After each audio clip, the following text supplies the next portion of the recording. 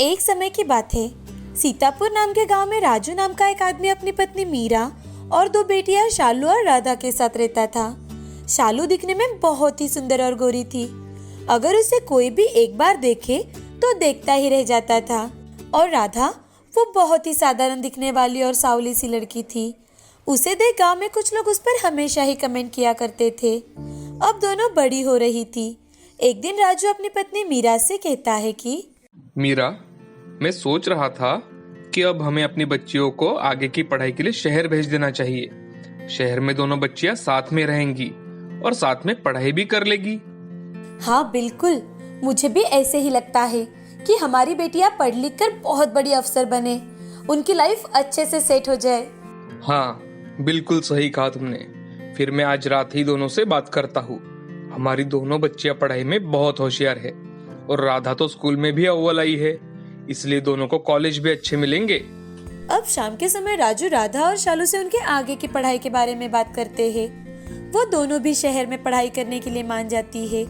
शालू को शहर जाने की बात सुनकर बहुत खुशी होती है, क्योंकि उसे हमेशा से शहर में रहना था। अब कुछ ही दिनों में शालू और राधा का एक अच्छे कॉलेज में एडमिशन हो जाता है। वहीं पर राजू अपने दोनों बच्चों को हॉस्टल में एडमिशन करवाता है। अब दोनों बहनें वहीं पर मिलकर पढ़ाई करने लगती है। कुछ ही वक्त में शालू के वहाँ पर बहुत सारे दोस्त बन जाते हैं, क्योंकि वो दिखने में बेहद ही खूबसूरत थी। उससे हर कोई दोस्ती करना चाहता था। और राधा, जो कि दिखने में सावली थी, तो उसे कोई भी पसंद नहीं करता था। हर कोई उसका मजाक उड़ाता था। एक दिन कई सारे लड़के लड़कियां कॉलेज के गेट के पास खड़े थे।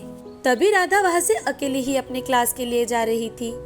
तो उनमें से एक लड़की, अरे ये देखो आ गया ना वो शालू का नजर ना लगने वाला टिक्का। ऐसा कहकर सभी जोर जोर से राधा पर हंसने लगे। उस लड़के की बात सुनकर राधा को बहुत बुरा लगा, लेकिन राधा कुछ कहे बिना ही वहाँ से चुपचाप चली जाती है। अब ये हर रोज का होने लगा था। वो उन सबको नजरअंदाज किया करती थी, लेकिन जब भी शालू की बात होती तो वो हमेशा आगे रहती। जब भी कोई लड़का उसे छेड़ता तो सबसे पहले राधा ही उसे सबक सिखाती थी। अब एक दिन हर रोज की तरह शालू और राधा साथ में ही कॉलेज में पहुंचती है। उन दोनों को साथ में देख शालू की दोस्त राधा के वहां से चले जाते ही शालू से, शालू तू कितनी सुंदर है, और ये तेरी बहन कुछ अजीब नहीं लगता? पता नहीं तू हर रोज इसके साथ क्यों आती है? तुझे देखते ही मन खुश हो जाता है, लेकिन तेरी ये बहन, इसे देखते ही पूरा दिन खराब हो जाता है। अब हर रोज कोई ना कोई शालू को राधा के बारे में ऐसे ही बोलने लगे और शालू की बहुत तारीफ करने लगे। शालू को इस बात से बहुत घमंड आ चुका था। उसे लगने लगा था कि इस दुनिया में उसके जैसा कोई भी सुंदर नहीं है, और राधा वो तो बिल्कुल ही बदसूरत है। शालू अपनी सहेलियों की बात मानकर राधा से बदतमीजी से बातें करने लगी थी और अब उसका साथ भी नहीं देती थी। उसने उसे बिल्कुल अकेला कर दिया था। एक दिन दोनों बहनें कॉलेज में जाने के लिए तैयार होने लगती है। तभी शालू राधा से, राधा देख, आज से तू मेरे साथ कॉलेज में मत आया कर। मैं अपनी सहेलियों के साथ चली जाऊंगी और तू अपने आप चली जाना। क्यों? मेरे साथ क्यों नहीं? हम दोनों बहनें हैं शालू। तू आजकल ऐसे बर्ताव क्यों करती है मुझसे? मुझसे ढंग से बात भी नहीं करती। आखिर बात क्या है शालू?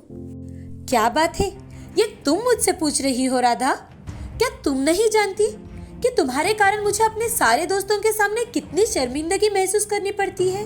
तुमने कभी अपने आप को आईने में भी देखा है? अरे मैं हूँ जो तुम्हें बचपन से झेल रही हूँ। गांव में भी सारे दोस्त मुझ पर हंसते थे, लेकिन मैं वहाँ पर कुछ नहीं कर सकती थी। अब हम दोनों बड़े हो चुके हैं, अपने फैसले अपने आप कर सकते हैं, तो मुझ पर कृपा करो और मुझसे दूर रहो। शालू की ये सारी बातें सुनकर राधा को बहुत बुरी लगी। उसे बहुत दर्द हुआ। वो रोने लगी और रोते रोते अपने बिस्तर पर लेट गई। तभी बाहर से शालू और राधा की मामी, जो उन दोनों से हॉस्टल में मिलने आई थी, उन्होंने उनकी सारी बातें सुन ली थी। जैसे ही शालू बाहर निकली, उसने अपनी मामी की ओर देखा और मामी से, अरे मामी जी, आप कब आई? हमें तो पता ही नहीं चला। जब तुम राधा से बड़ी ही बदतमीजी से बातें कर रही थी, तभी मैं यहाँ पर आई हूँ। मैंने तुम दोनों की सारी बातें सुन ली है। चलो शालू, मुझे तुम्हें कुछ जरूरी बात बतानी है। लेकिन मामी जी, मेरा तो कॉलेज का वक्त हो चुका है। मेरी सारी सहेलियां मेरा इंतजार कर रही होंगी। क्या हम कॉलेज से आने के बाद नहीं बात कर सकते? अच्छा, तो तुम्हारी जिंदगी से भी ज्यादा जरूरी तुम्हारी सहेलियां है तुम्हें। ठीक है, जब तुम्हें वक्त मिलेगा तब हम बात करेंगे। शालू को मामी जी के कहने का मतलब समझ में ही नहीं आया, तो वो अपनी मामी से जिंदगी से ज्यादा जरूरी? आपका कहने का क्या मतलब है मामी जी? अगर तुम जानना चाहती हो तो अभी के अभी मेरे साथ चलो। मैं यहाँ पर तुम्हें सारी बातें नहीं बता सकती जो तुम्हारे माता पिता ने बचपन से तुमसे छुपा कर रखी है। आप सब कुछ क्या कह रही है? मुझे कुछ भी समझ में नहीं आ रहा मामी जी। अब मामी और शालू हॉस्टल से बाहर निकलते हैं और एक छोटे से होटल में जाकर बैठते हैं, जहाँ पर मामी जी शालू को सारी बात बताना शुरू करती है। शालू, हमने ये कसम ली थी कि हम जिंदगी भर तुम्हें ये बात पता नहीं चलने देंगे, लेकिन आज जिस तरह से तुम राधा से बात कर रही थी उसे देखकर मैं वो कसम तोड़ रही हूँ और तुम्हें सारी बात बता रही हूँ। सुनो, क्या तुम जानती हो तुम कौन हो? मामी जी, आपका कहने का मतलब क्या है? मैं कौन हूँ? क्या आप मुझे नहीं जानती? ऐसे उलझन में क्यों बात कर रही है आप? और कौन सी कसम? शालू, तुम राजू और मीरा की असली बेटी नहीं हो। राधा जब 2 साल की थी तब राजू और मीरा उसे लेकर गार्डन में घूमने गए थे। उस दिन तुम उन दोनों को एक कूड़ेदान के पास पड़ी रोते हुए मिली थी। उन्होंने तुम्हारे माता पिता को ढूंढने की बहुत कोशिश की, लेकिन बाद में पता चला कि तुम्हें तुम्हारे अपनी माँ ने ही कूड़ेदान में डाल दिया था। राजू और मीरा ने उसी वक्त सोच लिया कि वो राधा के साथ तुम्हारी भी परवरिश करेंगे और इसीलिए उन्होंने खुद की अपनी दूसरी संतान नहीं होने दी और तुम्हें ही अपनी खुद की बेटी जैसा प्यार दिया। कभी ये महसूस ही नहीं होने दिया कि तुम उनकी लड़की नहीं हो, तुम उनकी बच्ची नहीं हो। और तुम आज राधा से कितनी बदतमीजी से बात कर रही थी। ये बात उसे भी पता है कि तुम उसकी खुद की बहन नहीं हो, लेकिन फिर भी आज तक उसने तुम्हें अपनी छोटी बहन की तरह सहारा दिया, तुम्हारी देखभाल करती रही, हर मुश्किल में तुम्हारा साथ दिया, हर मुश्किल से तुम्हें बाहर निकाला। लेकिन तुम इतनी खुदगर्ज निकली कि तुम्हें किसी की परवाह नहीं थी। मामी जी की ये सारी बातें सुनकर शालू दंग रह जाती है। उसे विश्वास ही नहीं हो रहा था कि मामी जी जो कुछ भी बता रही है वो सब कुछ सच है। शालू रोने लगती है और रोते रोते अपनी मामी जी से, नहीं मामी जी, ये सब झूठ है, ये सब झूठ है मामी जी, ऐसा नहीं हो सकता। आप ये सब क्या बता रही है? ये सब क्या है? मुझे कुछ समझ में नहीं आ रहा। ये गलत है, ये बिल्कुल गलत है मामी जी। अगर मैं गलत हूँ तो एक बात बताओ, राजू और मीरा इन दोनों में से कौन तुम्हारे जैसा सुंदर है और कौन गोरा है जिस पर तुम गई हो? कहाँ है तुम्हारे नामकरण के फोटोज? क्या है तुम्हारे पास? इतना ही नहीं, तुम किस अस्पताल में पैदा हुई हो, क्या ये भी जानती हो तुम? है कोई प्रूफ तुम्हारे पास जो साबित कर सके कि तुम राजू और मीरा की बेटी हो? नहीं मिलेगा। जाकर अपने पिता से पूछो कि असलियत क्या है। अब शालू रोते रोते अपने पिताजी को फोन करती है और उनसे सारी बातें पूछती है। उन्हें समझ में ही नहीं आ रहा था कि आखिर ऐसा क्या हुआ है कि शालू इतने सालों बाद उनसे ये सारे सवाल पूछ रही है। अब वो शालू को फोन पर सारी सच्चाई बताते हैं। वो सुनकर शालू जोर जोर से रोने लगती है। भागते हुए रोते हुए अपनी बहन राधा के पास जाती है, उसे गले लगा लेती है, उससे माफी मांगती है, उसके पैर पकड़ती है। अब शालू का सुंदरता का पूरा भूत उतर चुका था, उसका घमंड चूर चूर हो चुका था और अब राधा उसे इस दुनिया की सबसे सुंदर बहन दिखने लगी थी। अब सब कुछ अच्छा होने लगा था। राधा और शालू दोनों फिर से हंसी खुशी रहने लगे। वो दोनों फिर से कॉलेज में एक साथ जाने लगे और पढ़ाई भी करने लगे। मुंबई शहर में मंजुला अपने पति मनीष और दोनों बेटे सोहम और रोहन के साथ रहती थी। एक बार अचानक मंजुला का एक्सीडेंट हो जाता है और उसके पैर को चोट लग जाती है और चोट इतनी गहरी थी कि डॉक्टर ने तुरंत ही मंजुला के पैर का ऑपरेशन करने के लिए कहा था। मनीष के माता पिता कुछ साल पहले ही गुजर चुके थे, तो ओम और सीमा के अलावा मनीष का कोई नहीं था।